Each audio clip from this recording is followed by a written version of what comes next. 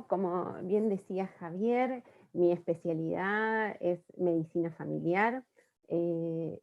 También compartí con los chicos el posgrado en la Universidad Nacional de La Plata, de la cual soy egresada, y fui a realizar el posgrado en sistema endocannabinoide y terapéutica canábica.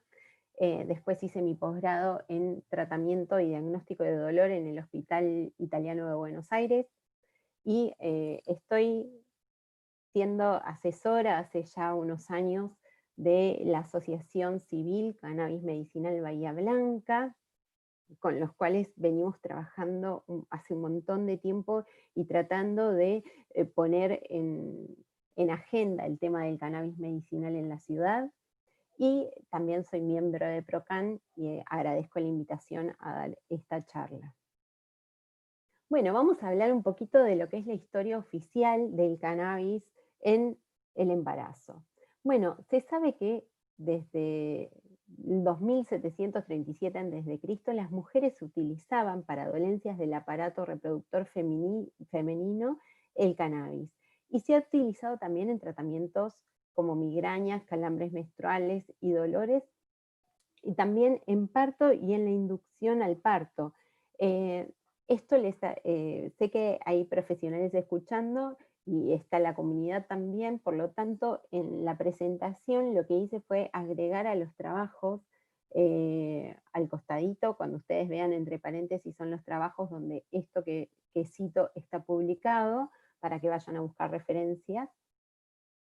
Entonces acá aparece la verdad florecida, ¿no? Que el cannabis era un ingrediente común en los llamados medicamentos que estaban patentados en la época, específicamente para mujeres a partir del 1900 y en principios, ¿no?, del siglo XX.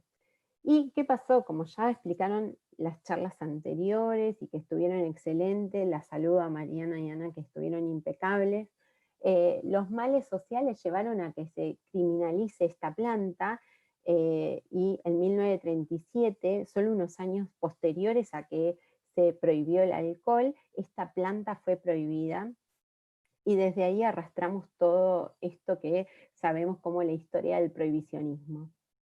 Entonces, en consecuencia, hoy la literatura médica se desplaza a centrarse en los posibles problemas que nos trae el cannabis, en vez de fijarnos en qué puede ser útil el cannabis tanto en el embarazo como en el posparto. Bueno, entonces acá se nos plantea el nuevo desafío, ¿no? Este aumento de consumo de cannabis que ha creado una fuerte necesidad de comprender cuál es el impacto de utilizar esta planta en la salud y en el comportamiento humano. El consumo de cannabis es súper común y está aumentando en las mujeres, y las políticas estatales, por suerte, están cambiando hacia un movimiento de la despenalización y la legalización, ¿no? Entonces acá nos florecen las dudas en lo que es ambiente científico. Es una preocupación el consumo de cannabis durante el embarazo, que implica la consecuencia de la estimulación de cannabinoides exógenos del sistema cannabinoide endógeno, y específicamente si este consumo de cannabis va a interferir en el crecimiento del cerebro y el desarrollo neurológico del feto. Esto se plantea Russo en una publicación que se hizo en el 2002, y creo que todavía en esto es donde difiere la ciencia médica. Y como los cannabinoides pueden estar presentes en la leche materna, la preocupación por la exposición y sus efectos continúa posterior al parto en el tiempo de la lactancia.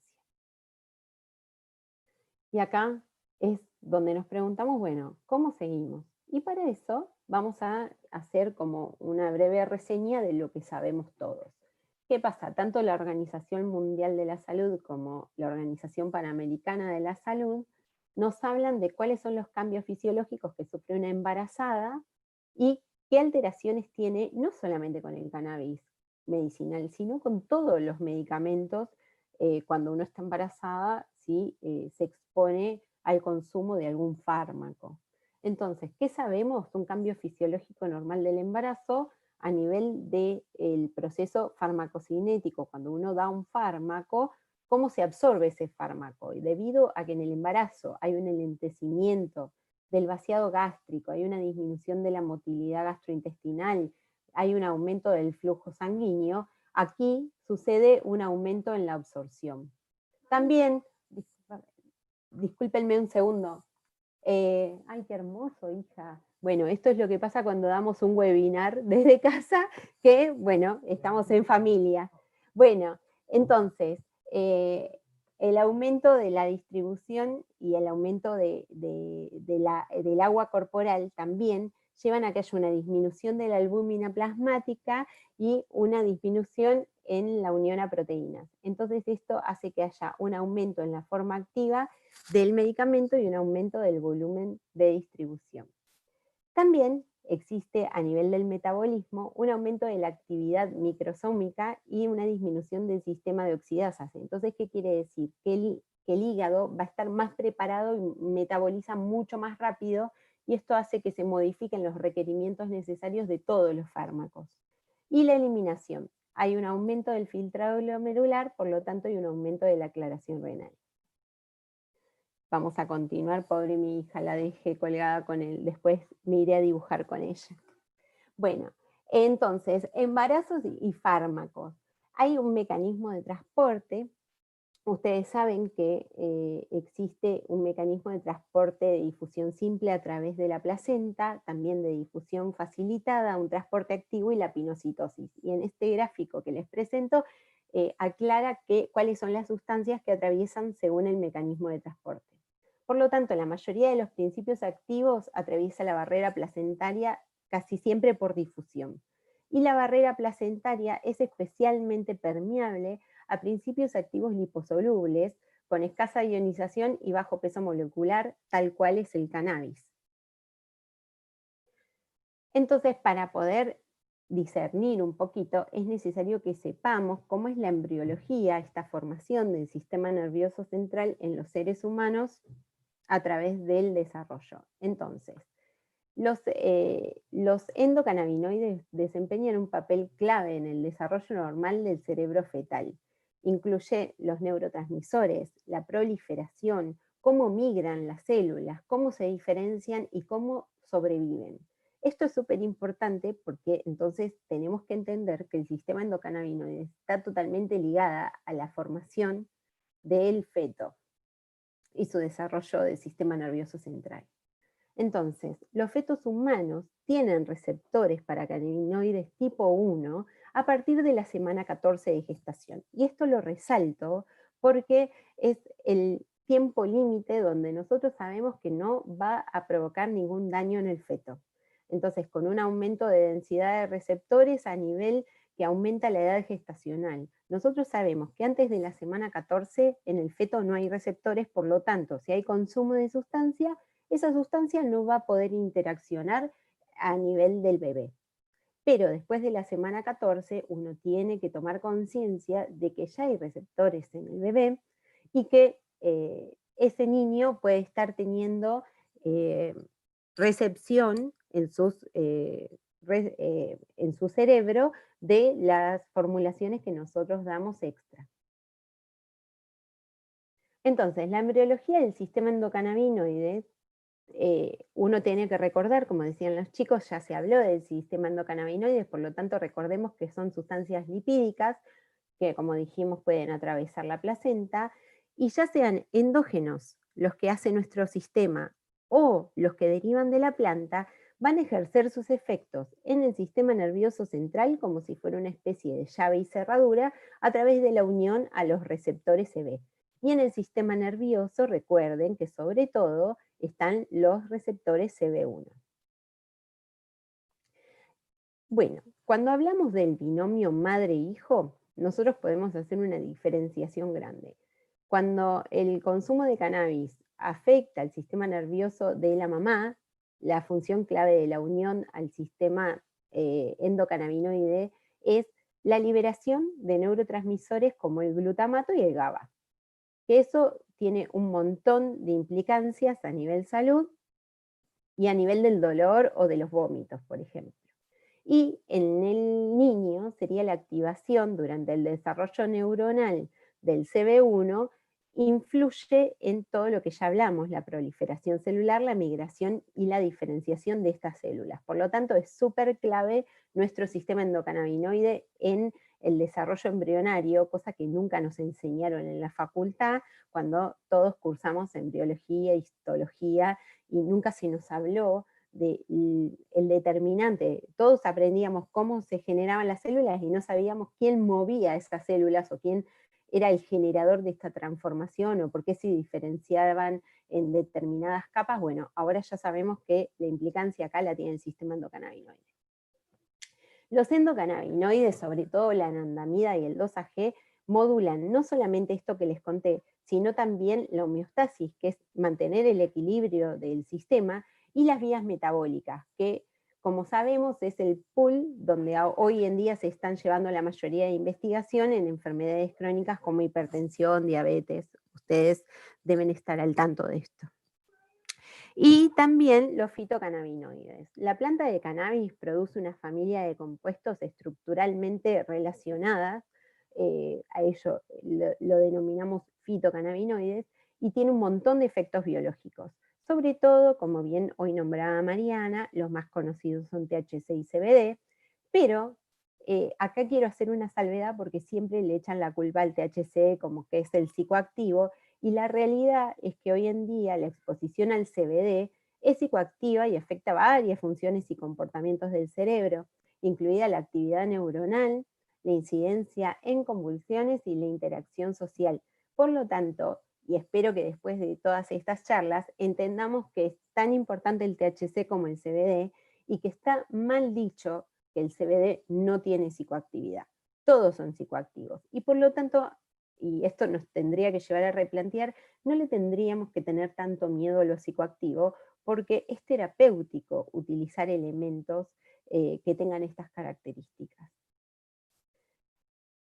Bueno, ¿qué sabemos hoy? Los datos de especies preclínicas, y estos son estudios que se realizan en animalitos, y les mando un saludo a todos los colegas veterinarios que son endocannabinoides, que también estudian la endocannabinología, y en los cuales espero que la ley también abarque al uso en animales, respetando también el sufrimiento de ellos.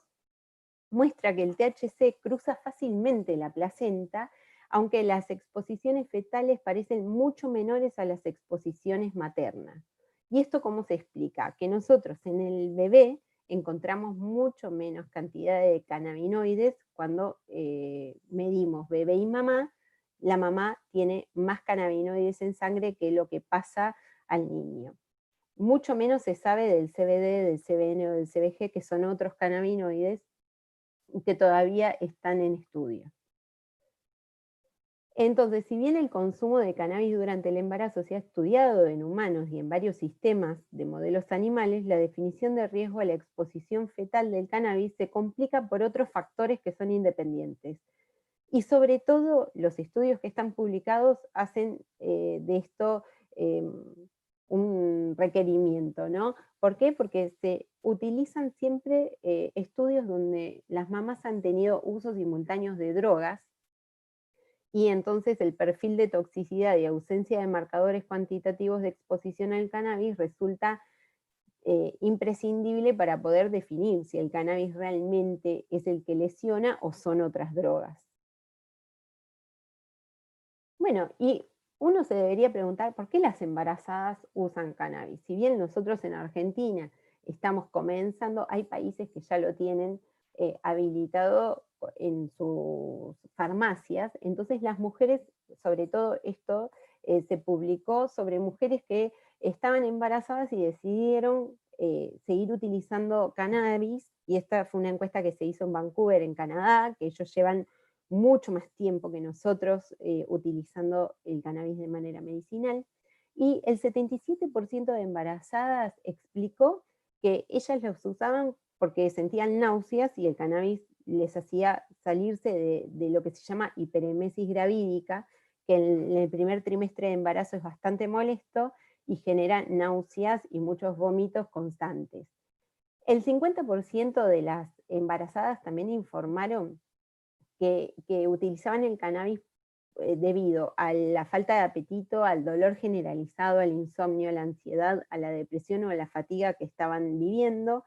Y el consumo de cannabis en las mujeres embarazadas se está volviendo mucho más común y es una necesidad hoy dar mensajes claros sobre la utilización durante el embarazo. Y esto nos va a pasar a todos porque nuestros pacientes que quizás se acerquen por otra patología del consultorio, quizás sean pacientes que tengan un deseo de ser madres y nos pueden consultar por la utilización de cannabis. Entonces revisemos. Vamos a hablar de estos puntos: la función del sistema endocannabinoide en el embarazo, la farmacocinética y los fitocannabinoides en adultos en un enfoque hacia el embarazo, las consecuencias de la exposición fetal tanto a nivel molecular como a nivel celular, y los efectos que tiene la exposición prenatal en los resultados del desarrollo neurológico infantil desde que nacen hasta la adolescencia. Vamos a hacer un resumencito de todo lo que hay publicado. Entonces, para empezar, primer punto, el sistema endocannabinoide, como ya hablamos, es un sistema de señalización que desempeña un papel regulador general durante las etapas iniciales del desarrollo embrionario, la implantación, el desarrollo y la diferenciación prenatal. Su función va desde determinar el destino celular hasta la regulación homeostática de las vías metabólicas y la transmisión en el sistema nervioso maduro. Por eso en el sistema nervioso central maduro lo utilizamos para un montón de patologías.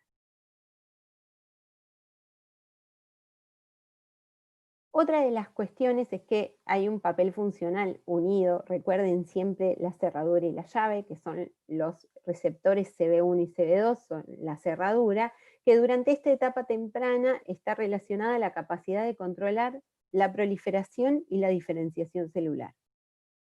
Y también estos receptores se encuentran en las células pluripotenciales, que para aquellos que no hacen ciencia o no tienen relación, las células pluripotenciales son como células que tienen toda la información genética y que se pueden dividir en otras células de distintos tejidos. Entonces, estas células madres y progenitoras neuronales también tienen estos receptores, entonces pueden regular la diferenciación celular.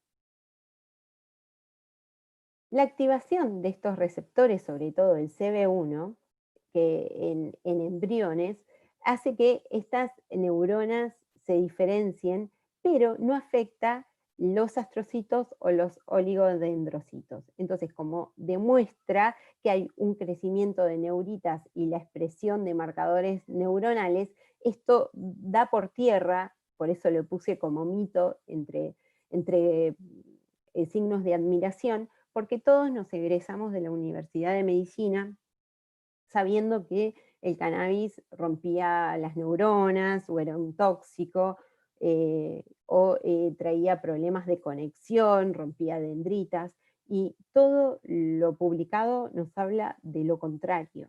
Entonces es como que hay que derrumbar ese mito o todo lo que aprendimos y sentarnos y empezar a leer seriamente sobre el tema.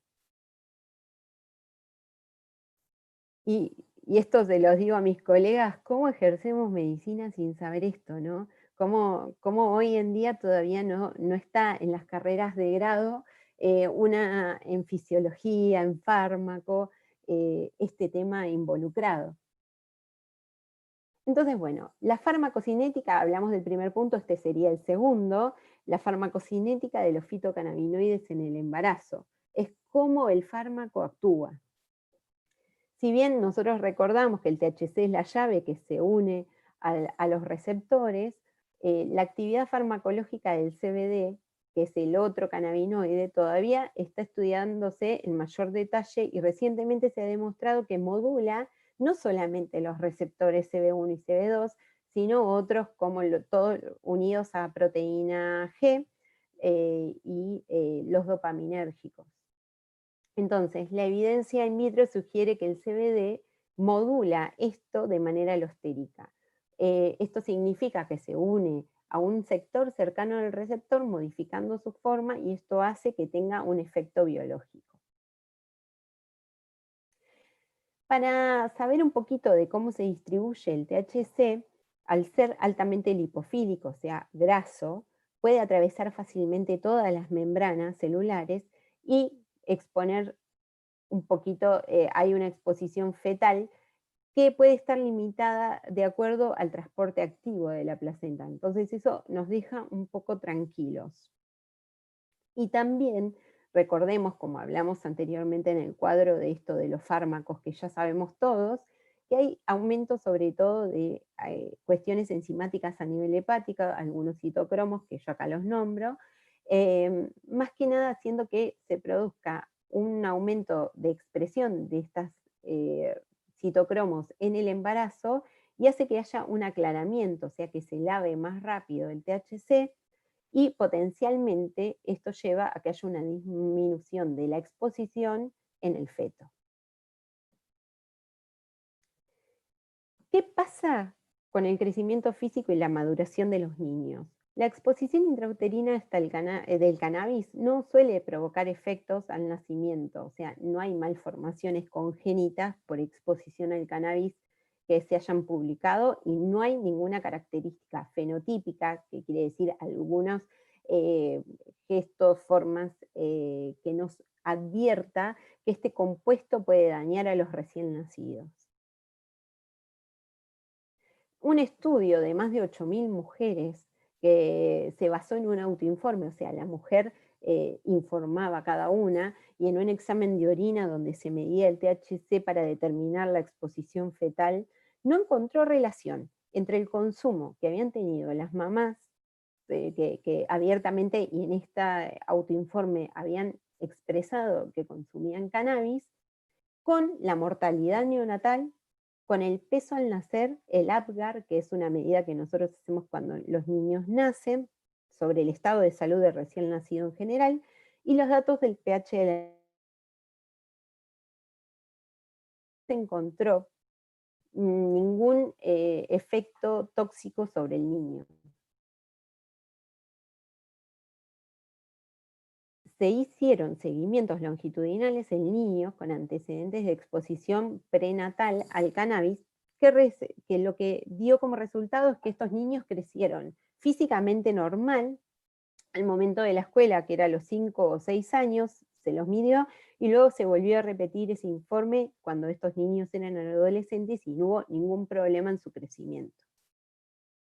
En la pubertad, muchos de los trabajos expuestos por el 80 decían que, bueno, que los niños que habían estado expuestos durante el embarazo al cannabis podían tener presentaciones tardías en la adolescencia con disminución de los factores de desarrollo secundarios que no se iban a presentar. Y eso fue también demostrado que no era verdad lo que se decía y que la edad de menstruación de las mujeres se respetaba y que la barba en los niños salía igual, y esto no se vio afectado y ya se pudo haber visto publicaciones a fin de los 90 y a comienzos del 2000.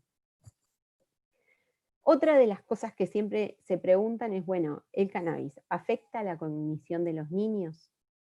Entonces, se hicieron estudios sobre el aprendizaje y la memoria, que son quizás las medidas de resultados más importantes en las investigaciones de respecto al cannabis, y los estudios son relativamente pocos y los resultados bastante inconsistentes. Estos estudios están centrados en resultados cognitivos tempranos que informaban el uso materno del cannabis durante el embarazo, que no estaba relacionado con las pruebas de desarrollo mental a los que se sometían estos niños. Entonces se veía que los niños rendían bien estas pruebas, no hubo ninguna relación con alteraciones cognitivas de niños de madres que usaron cannabis. Pero ¿qué sucede? En contraste, se presentaron estudios longitudinales, este sobre todo, donde el uso de cannabis excesivo, un joint o más por día significa un porro o más por día, se asoció con puntuaciones disminuidas en una prueba de coeficiente intelectual estandarizado, donde estaban incluidos déficit de procesamiento a memoria de corto plazo. Y los efectos variaban según el trimestre de exposición. ¿Y por qué es tan importante? Por esto que yo les comenté hoy. No hay que olvidarse que en el primer trimestre de embarazo el niño no tiene receptores. Entonces uno puede ir acompañando a esa mamá, explicándole que la sustancia hasta el momento no daña al niño, pero que como siempre, y en todo proceso de embarazo, aconsejamos no usar ningún tipo de sustancias, ni cigarrillos, ni alcohol, ni cannabis, ni fármacos. O sea, a no ser que sea una patología que realmente requiera y donde la mayoría de veces se hace una evaluación y se cambian fármacos, uno tiene que aconsejar a las mamás que van a transitar un embarazo que consuman la menos cantidad de sustancias posibles para evitar un efecto sobre el feto o sobre el niño, de acuerdo al trimestre. Entonces, después, otro estudio de este seguimiento longitudinal de una corte que hicieron desde el nacimiento hasta la adolescencia, demostró puntajes globales de coeficiente intelectual que no se veían afectados en la exposición al cannabis y ciertos aspectos de la cognición, sobre todo aquellos relacionados a la atención sostenida y a la memoria visual, pueden continuar siendo negativamente afectados. Entonces, ¿qué pasó acá?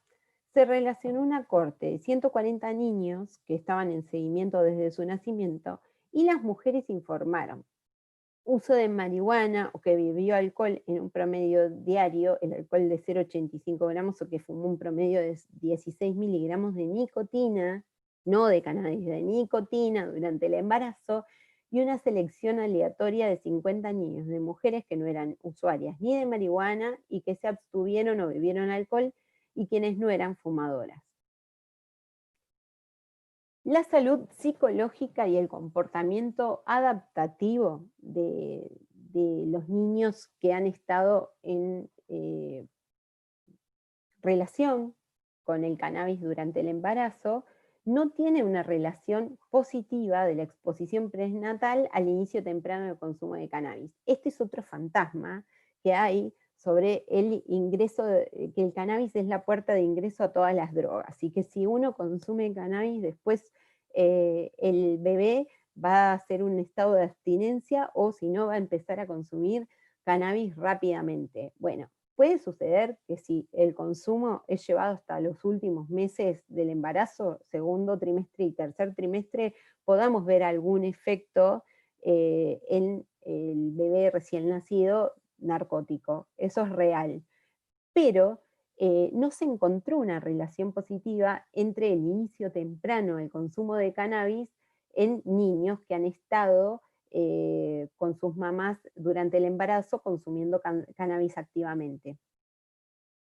Otro estudio, el comportamiento social infantil, demostró que el consumo de cannabis durante el embarazo estaba totalmente relacionado con un aumento significativo del comportamiento agresivo y los problemas de atención en niñas. Sobre todo traigo este trabajo porque, como siempre, estas diferencias, ¿no? El trabajo es súper agresivo y habla de mujeres y sobre todo de niñas, como que son agresivas por el consumo de cannabis. Las dos cosas.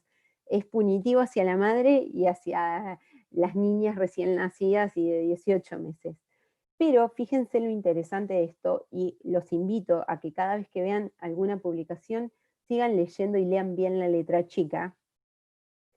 Se usaron, primero que el N es grande este trabajo, no es un trabajo pequeño, y están divididos en 4 grupos. En exposición al cannabis durante el embarazo principalmente se usaba con tabaco.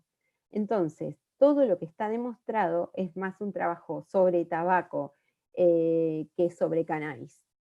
Por eso, y el título dice así, salud psicológica y comportamiento adaptativo de comportamiento agresivo en niñas hasta 18 meses. Esto lo pueden encontrar y la realidad es que de todos las 3.000 pacientes que fueron seguidas, solo 13 habían tenido una relación con la marihuana únicamente y no con el tabaco, así que fíjense cómo se criminaliza a la planta y no al tabaco, que es una droga lícita que uno va va al kiosco y se lo compra, y de eso no habla nadie, ni está tan sancionado, ¿no?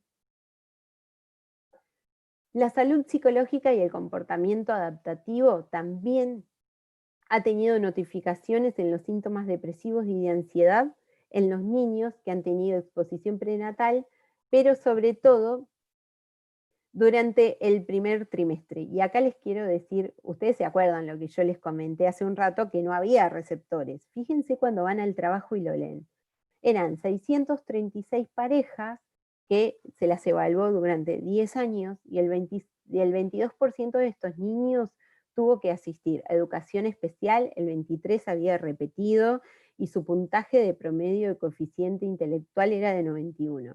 Entonces, lo que se llevó a decir que la marihuana había hecho esto es una mala información, ya que cuando uno ve los números, lo que sucedió es que la mayoría de las personas que estuvieron en este estudio habían fumado cigarrillos y habían tomado alcohol y no habían tenido utilización de marihuana. Entonces, fíjense, y si ustedes ahora saben del sistema endocannabinoide y saben que hasta las 14 semanas, que corresponde al primer trimestre, no hay receptores, es imposible que eso afecte al feto. De nuevo el cero. Entonces, como conclusión y como dirección a futuros objetivos de investigación, el cannabis no actúa como un teratógeno clásico y no está asociado a anomalías morfológicas al nacer, no deforma al feto. La exposición fetal se ha asociado con los cambios de crecimiento físico y la maduración temprana de la vida, pero con el crecimiento a largo plazo, incluidos los hitos de la pubertad, no hay ninguna afección. Sobre todo las mujeres continúan usando marihuana durante el embarazo porque las ayuda a no tener tantas náuseas y quizás este beneficio potencial pueda explorarse a fondo cuando dejemos de tener el cannabis como una droga ilícita en nuestro país. Otra investigación que también que se puede llevar a cabo a través de una necesidad pública de empezar a tener estudios científicos controlados y que haya acompañamiento médico. Cuando pasa el proceso del parto y llega el bebé, se nos viene otra pregunta que es, ¿qué pasa con la lactancia y el cannabis? Entonces, la mayoría de los principios activos, como ya los nombré, tienen eliminación a través de la leche materna por un mecanismo de difusión pasiva, pero puede utilizar otros mecanismos como la difusión facilitada. Y esta eliminación por leche materna es mayor en los productos que se unen a proteínas plasmáticas, a los de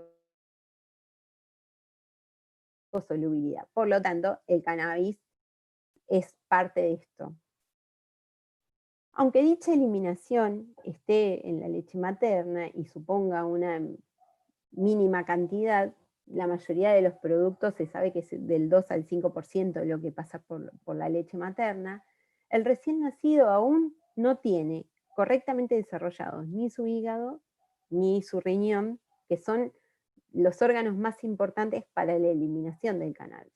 Entonces, esta inmadurez puede llevar a que haya una acumulación excesiva con el consiguiente riesgo de aparición de efectos adversos.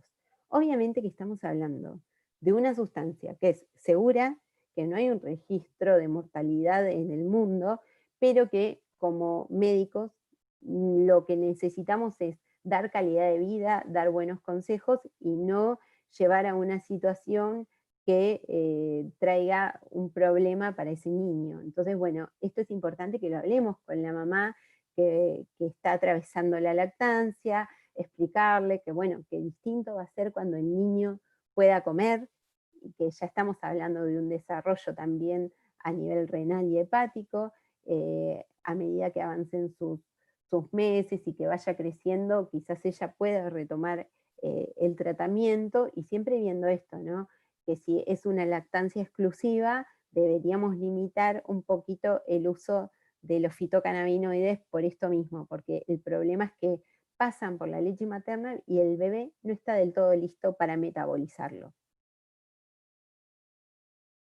Entonces, aparecen los nuevos problemas, que no ha habido una liberación correspondiente de las leyes de bienestar infantil paralelas a las políticas de cannabis, sobre todo en los países donde esto es mucho más factible de usar porque ya está legalizado el uso medicinal, pero acá se arman líos también en Estados Unidos. Me acuerdo que cuando me tocó, me convocaron de la Expo Cannabis para hablar sobre el tema embarazo y cannabis, había sucedido algo muy puntual en Chile, que es un país que en lo que es estudio y, y, digamos, movimiento social del cannabis está mucho más avanzado que la Argentina.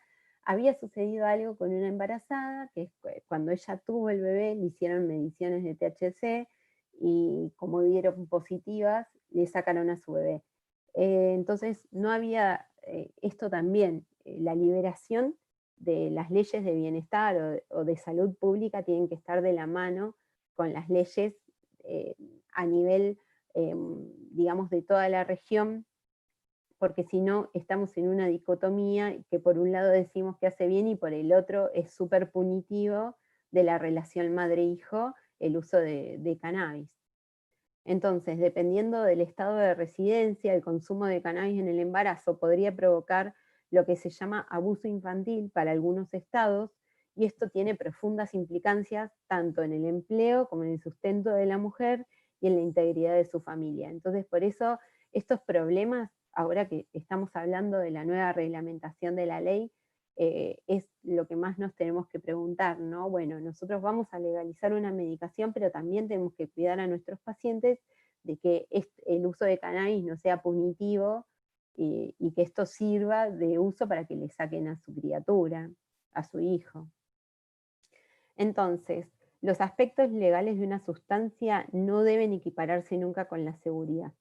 Eso es sobre todo una de las cuestiones que más nos tiene que llevar a discutir. Disminuir o tener todo disminuir el uso de sustancia y desalentarlo es lo que hacemos todos los que acompañamos embarazadas, pero no solamente con cannabis, con alcohol, con tabaco, con algunos tipos de comidas, con fármacos.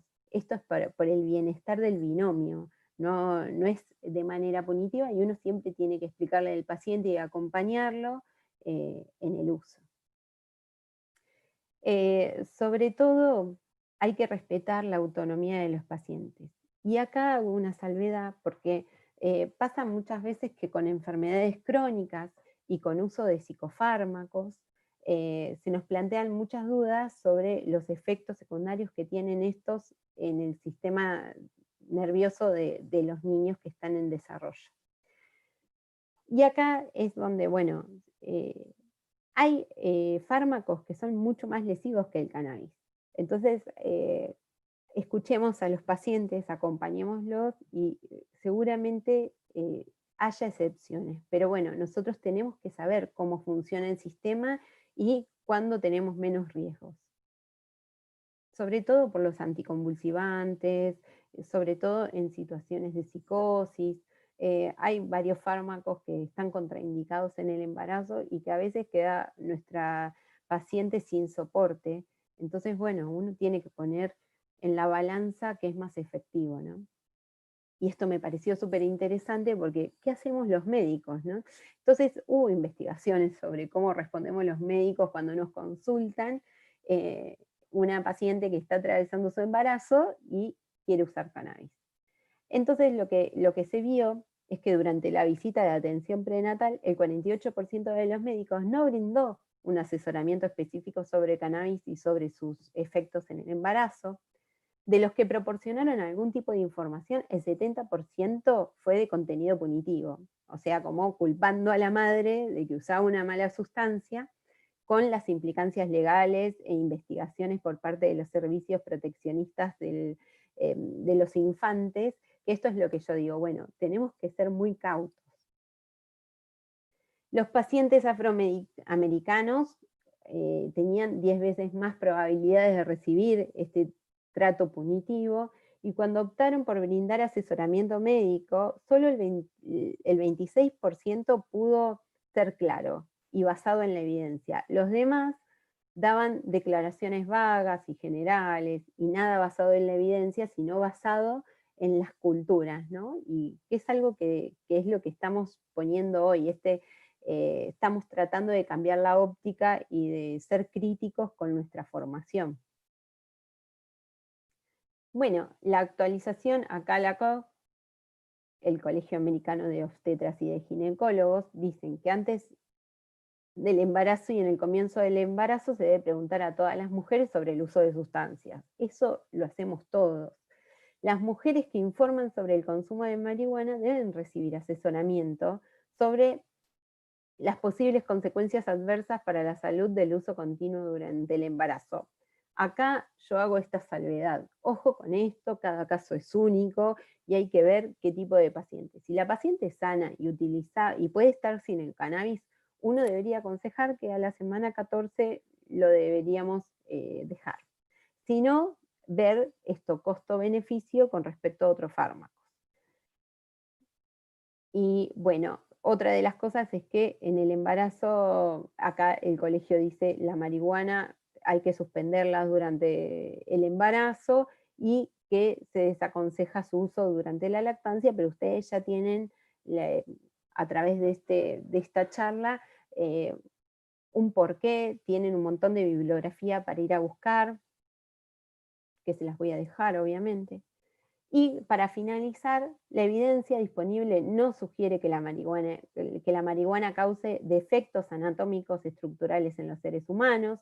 También nos dice que no sugiere una asociación entre el consumo de marihuana y el embarazo y la mortalidad perinatal. Ya sabemos que eso no sucede. El consumo de marihuana por sí solo no se asoció con mayor riesgo de peso al nacer inferior a 2.500 gramos, o sea, no hubo bajo peso por el consumo de marihuana, como sí lo hay con el consumo de tabaco y alcohol. La mayoría de los informes no muestran una asociación entre el consumo de marihuana y un parto prematuro, como sí lo hay con el alcohol y el tabaco, y todavía siguen siendo drogas que uno puede ir y comprar. Yo denomino drogas a toda sustancia que tenga algo de psicoactividad, ¿no? Y estudio de cortes retrospectivos publicados simultáneamente con un metaanálisis encontraron que el riesgo de parto prematuro entre usuarios de tabaco, entre usuarios de marihuana, solamente esto sucedía en las que usaban tabaco también. Por eso digo, acá los estudios no están bien hechos, las mayorías han medido muchas sustancias, y abuso de drogas duras, en consonancia con el cannabis, que ya sabemos que no tiene nada que ver, y con el tabaco y el alcohol, que tampoco tienen que ver, que hoy en día se está usando para ayudar a los pacientes a dejar el consumo problemático de estas sustancias. La literatura es suficientemente sólida como para respaldar 4 revisiones sistemáticas y metaanálisis, acá les dejo todo, y además hay 4 cortes prospectivas que evalúan los resultados a largo plazo, incluso en jóvenes adultos. Como siempre les digo, la autonomía del paciente está sobre todas las cosas y el rol del Estado queda chiquitito. Por eso nosotros desde PROCAN seguimos insistiendo y estamos colaborando con esta reformulación de la ley y re-reglamentación. Y nuestro espacio acá sería unir la autonomía del paciente con el rol del Estado y lograr que la ciencia demuestre que realmente el cannabis es un fármaco que hay que usar, es una molécula divina y es una planta súper rica y que nos ordena, nos lleva a un equilibrio, nos sana. Para irnos pensando, la dificultad para reconocer el consumo de cannabis se relaciona casi siempre a los sentimientos de culpa, al miedo a ser arrestado, a la preocupación por las repercusiones en el tema de los casos de custodia de menores, los que yo les estaba diciendo. Por eso muchas de las embarazadas no quieren contar que fuman cannabis. Uno tiene que, en la relación médico-paciente, intentar dar ese espacio de confianza, no retar a los pacientes, acompañar, explicarles. Cuando uno da información, el paciente se siente mucho más libre y puede elegir, y estamos respetando la autonomía, que es un derecho. Entonces, eh, es muy difícil de caracterizar aún las dosis respuestas biológicas porque no tenemos muchas veces cómo medir endocannabinoides. Y pocos estudios han recogido muestras biológicas para aumentar estas estimaciones con respecto al uso de vieron que yo les conté que los estudios son de autoinforme, es lo que dice la madre, muchas veces no se puede medir si esto es tan así. Y les dejo mi contacto por si tienen alguna duda, mi mail, y acá les muestro una foto de la familia bahiense que formamos con la organización de cannabis medicinal Bahía Blanca, que es Cultivo Mi Medicina, la ONG, y todos los participantes de ella, al igual que el grupo de estudio que formamos con la doctora Pascuaré, con un montón de compañeros, y sobre todo un abrazo grande a Karina, que es la presidenta de la ONG, y a todos los usuarios de cannabis medicinal Bahía Blanca. Muchas gracias. Bueno, buenísimo, buenísimo, Marisol, muy claro, muy interesante. Vimos, aparte de lo que es la relación de el cannabis con el cuerpo humano.